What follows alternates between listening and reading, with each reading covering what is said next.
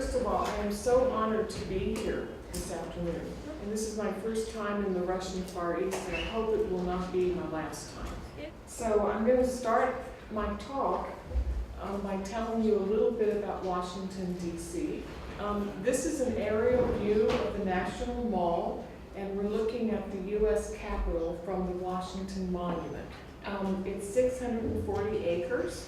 And the National Park Service is responsible for the maintenance. And we at the Smithsonian are responsible for our buildings and grounds. So most of the Smithsonian buildings do line the National Mall. And the mall was designed by a Frenchman, Pierre-Charles L'Enfant, in 1791. L'Enfant came to the United States to fight in the Revolutionary War, and it was there that he met George Washington. So when George Washington was looking around for sites for the capital city, and he selected where it is now, Washington, D.C., he asked L'Enfant if he would design the plan. So you can see on the left on L'Enfant's plan for the city, and where the circle is where the mall is on his plan. And on the right, you see the circle. This is the plan today. So L'Enfant might recognize his city. And the slide on the bottom is looking the opposite direction from the first slide. We're standing on the steps of the U.S. Capitol looking to the Washington Monument. Well, the Smithsonian Institution was founded in 1846 with a gift from Englishman James Smithson. He was a British scientist who left his estate to the United States to found an institution for the increase and diffusion of knowledge. So the interesting thing was increase and diffusion of knowledge is pretty broad. So we didn't know if we wanted to be a research institution, a library, a museum, or what. So we're a little bit of everything. And today we have 137 million objects. And not only do we have millions of objects, we have 19 museums and 9 research centers. And 6,000 people work for the Smithsonian. And we're free. We're open every day except Christmas Day. And this year we received 65% of our money from the federal government. And the rest we received from private donations. Our buildings range from the mid-19th century to the 21st century, and they represent many styles. So our first building is the Smithsonian Castle. In 1855, it's the top left. And below that is the former mansion of Andrew Carnegie in New York City, which is now our Cooper Hewitt Museum of Design. And to the right is the National Air and Space Museum that opened in 1976. And on the right is our National Museum of American Indian. And that was a really fun project for me to work on. We, the team, met with over 400 Indian tribes to find out what they wanted in their building. So the common theme was that the building should face east to the rising sun. So it's the only Smithsonian building that does not face the mall. And then below the Indian Museum is a 19th century building, the old Patent Office, which now is our American Art and Portrait Gallery Museum. And we hired Norman Foster of England to create a glass canopy over the outdoor courtyard. So now the courtyard is in use 24/7. And then to the left are our 2 research institutes, or 2 of the 9 really. Our Tropical Research Institute in Panama, and then we have Astrophysical Observatory in Hawaii. So the National Museum of African American History and Culture will be the newest Smithsonian museum, so it will be number 20. So 4 sites in Washington, D.C. were delegated by our Congress to the Smithsonian Board to select one for the museum building. So the Smithsonian also asked the public which site they would prefer, and also asked the regulatory agencies. And our board picked what is called the Washington Monument Site, and you can see it where the blue arrow is. So the Smithsonian held a design competition for the new building. And the public was also invited to submit their comments on the competition entries. So the winning design, which is in the center, was selected by a panel which had the museum's director on it. And the architect of the building is David Odjay, and he is an architect who lives in London. So all of our design and construction projects at the Smithsonian followed a historic preservation policy that we devised. And it makes sure that the building is protected. And for every project, we have an internal review with the Smithsonian's Accessibility Office, fire protection, the guards, the museum staff, and every step of the way they take a look at the design. And once the project goes through this initial in-house review, sometimes, depending on the size and scope, it has to go through 4 review agencies in Washington. So all of these agencies are involved in the review of the design of the building. But, and so is the public. The Smithsonian and every United States government agency follows this process, and it looks very unwieldy, but it's actually not. So it's called Section 106 review, and the Smithsonian determines the effect that the new building will have on historic properties. And in this case, it would have an adverse effect to historic properties. So how to mitigate these effects was a challenge. So we had a series of meetings with the public, and these went on for months. And they meet with the architects, and they come to these regulatory agency meetings, and they can tell people there whatever they think, if they like it, if they hate it. And we have to take their comments into account and keep a record of them, put them on a website. So these are some early renderings of the museum. And over the 5 years that it took to finalize this design with all of these consulting parties and the public, the most important element always remained, and that was the building's corona. And the corona is a term for the African crown, so that's what the architect was trying to project. And also, he wanted to project hope by, he showed us pictures of uplifting hands, so the corona was also based on hope and joy.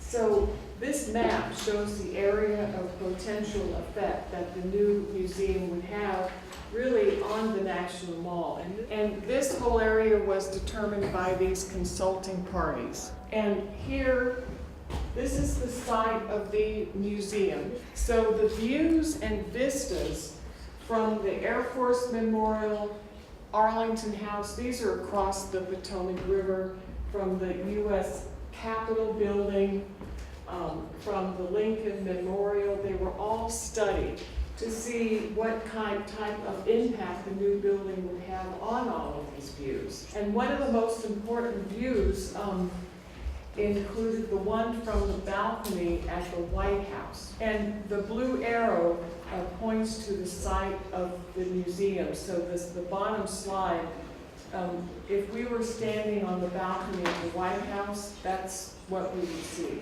So it was decided that there would be no impact to the view from the White House. But a crucial view that would be blocked, these buildings called the Federal Triangle.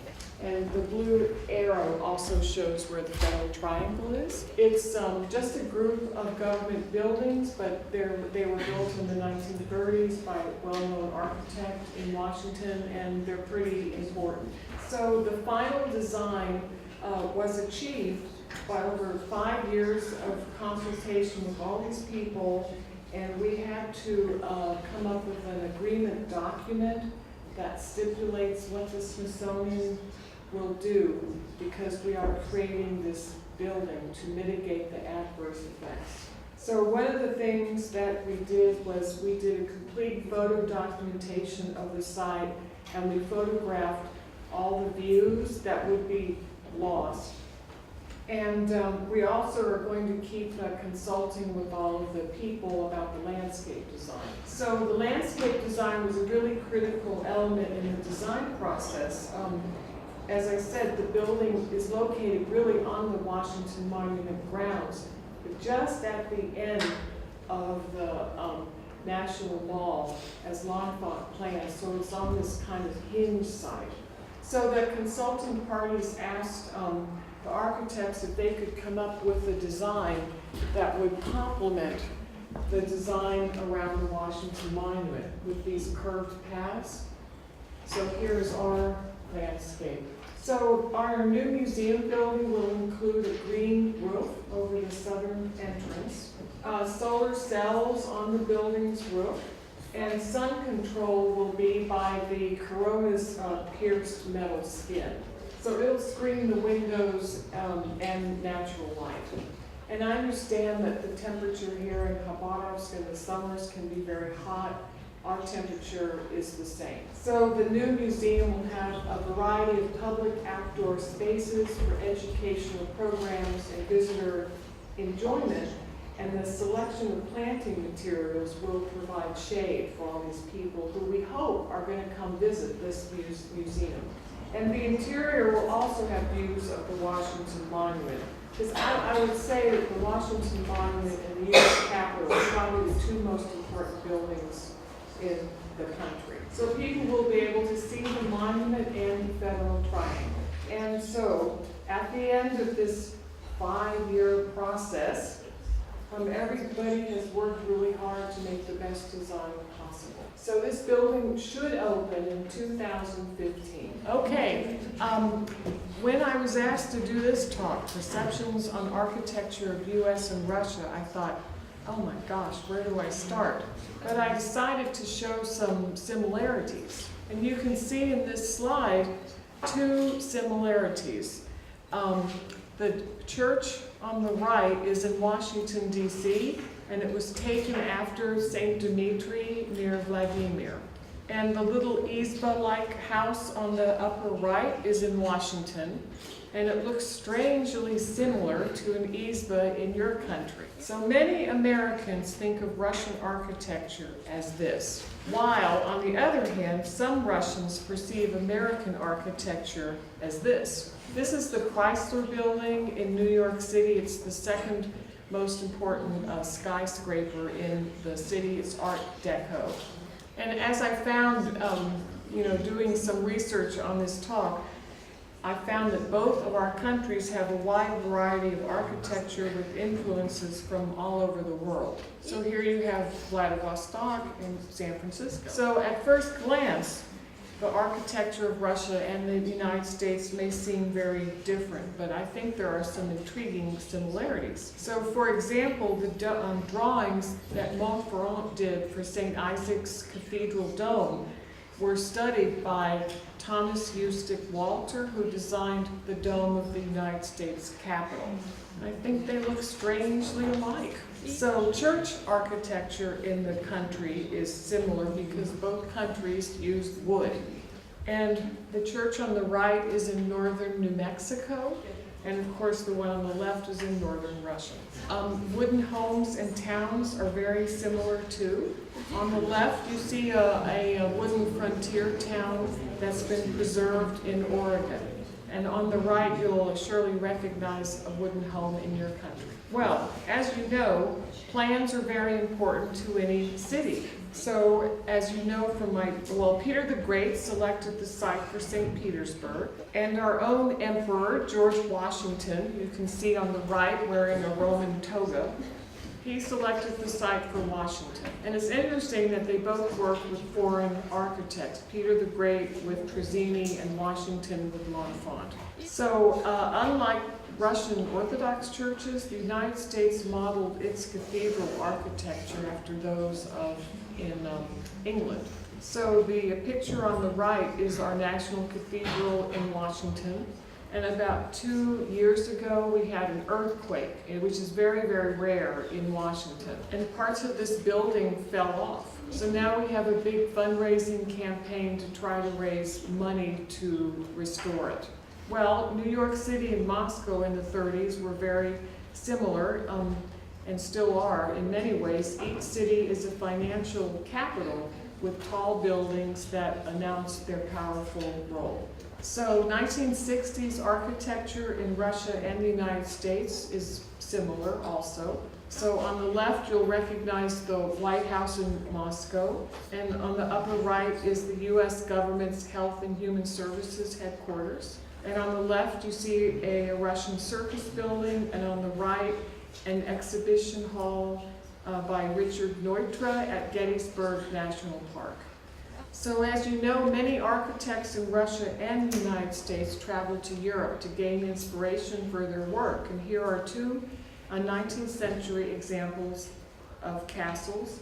The left is from the former Muromantsevo estate outside of Vladimir, and the right is our castle at the Smithsonian headquarters. The United States had its own form of royalty with wealthy families such as the Vanderbilts, who built this summer house on the bottom in Newport, Rhode Island. You can see a similar house in St. Petersburg, the Vladimir Palace, which is at the top. So the oldest settlement in the United States that still exists are Indian pueblos. And Acoma Pueblo, the top two slides, was built in 1100 AD on a bluff for fortification. So the pueblo is actually up here. And it's open to anybody that wants to visit, but they're very restrictive. Not about who comes, but how many people come. So the pueblos are made of adobe, which is clay, water, and straw. And these really thick walls keep the structures cool in summer and warm in winter. And in certain towns in New Mexico, all the buildings have to be designed in this Pueblo style. So you can see a McDonald's on the lower right. And on the lower left is a house. These are both 21st century buildings, but they're designed to look like these pueblos. Okay, and the oldest house in the eastern part of the United States is this house at the top. It's Fairbanks House in Dedham, Massachusetts, 1637. And the bottom slide shows a 21st century new home that is very heavily influenced by the style of the Fairbanks House. Both of our countries have forts. You can see Fort Alexander near Kronstadt, and on the right is our Fort Jefferson in Florida. Both were built in the 19th century.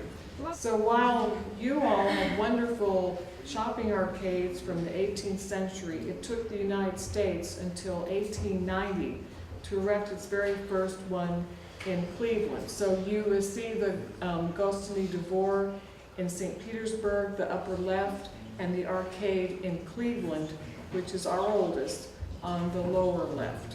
So later, separate buildings were designed for department stores, as you can see with the Macy's store in New York City on the lower right, and the Kunst und Albers in Vladivostok. Train stations in Russia have their own distinct style, as do ones in the United States. The larger the city, the larger the station, as with Union Station in Washington, D.C. on the upper right. And it was designed as a great entrance portal to the city. And often train companies such as the Santa Fe in the western part of the United States had their own unique station design. So every station was designed in this particular style, as you can see on the upper left. This is the Santa Fe station in Amarillo, Texas. So a recent trend in architecture is covering existing outdoor courtyards. So Norman Foster has cornered the market for covering courtyards in historic buildings. So on the left you see his plan to expand the 19th century Pushkin Museum in Moscow, And on the right is our 19th century Smithsonian American Art and National Portrait Gallery with its enclosed courtyard. So the moral is, good design of any building type will ensure enjoyment by users and enhancement of life for generations to come. And just as an aside, I found out that David Adjaye, who's designing our African American Museum, also did this business school in Moscow.